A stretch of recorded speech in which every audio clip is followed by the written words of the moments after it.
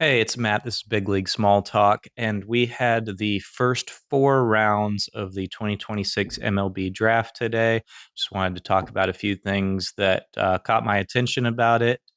Um, the draft continues tomorrow through the 20th round. It used to be a lot longer, but they did the first four rounds today. They televised the first round, but I they're doing a better job every year about promoting the draft and kind of making it more of an event, just like the NFL is like kind of the gold standard for that, and the other leagues do a good job.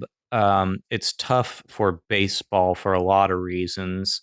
When you have when you talk college football, college basketball, and even hockey, it's more of a direct jump from the college ranks to the pros. So you're seeing those players next year.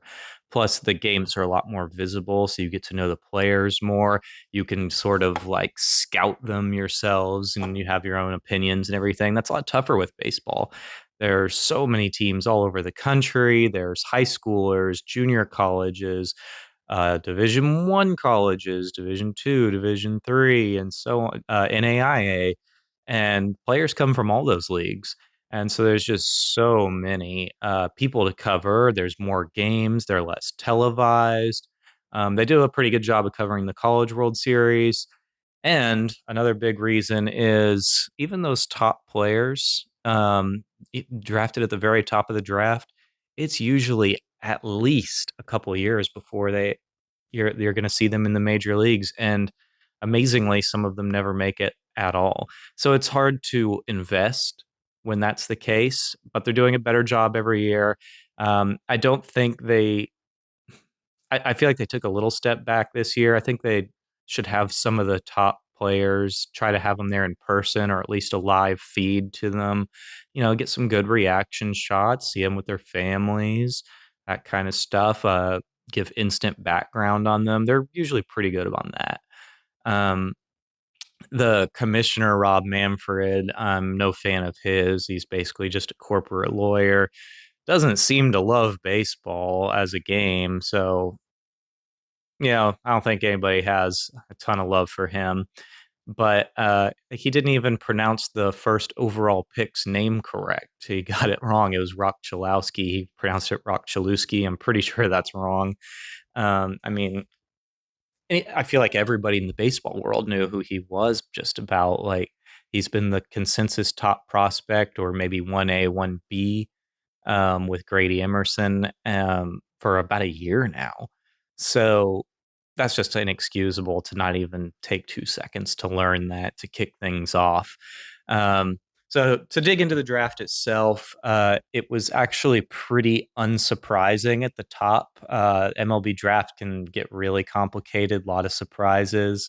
Evaluations by teams can differ wildly from what prospect evaluators might say the rankings are. But there was a consensus at the top that the top three players were UCLA shortstop Rock Chalowski, high school shortstop out of Texas Grady Emerson, and then a catcher out of Georgia Tech Vaughn Lackey. That they were like primo players, and then maybe just a tick down from them, but totally different position. You had Jackson Flora from UC Santa Barbara as the top pitcher, and I think he was in a totally different stratosphere than every other pitcher in the draft, at least college.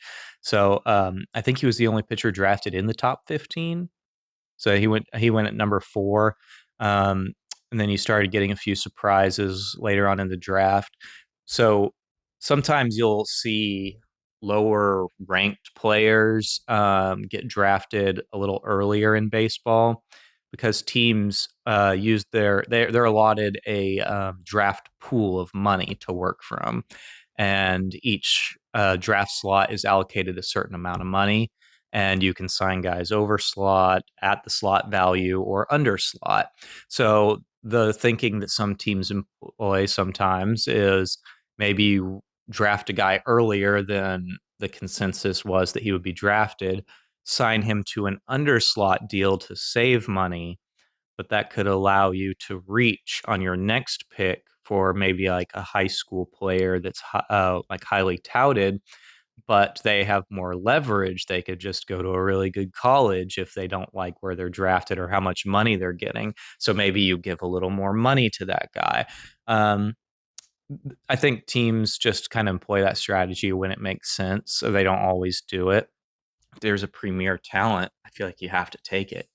Um, so we saw a little bit of that, but really it was kind of consensus at the very top. Um, I really liked Jackson Flora, just his makeup. For me, he was easily the top pitcher. He had a 1.06 ERA in college. That is insane with metal bats. I mean, what a year. The top three guys, really impressive.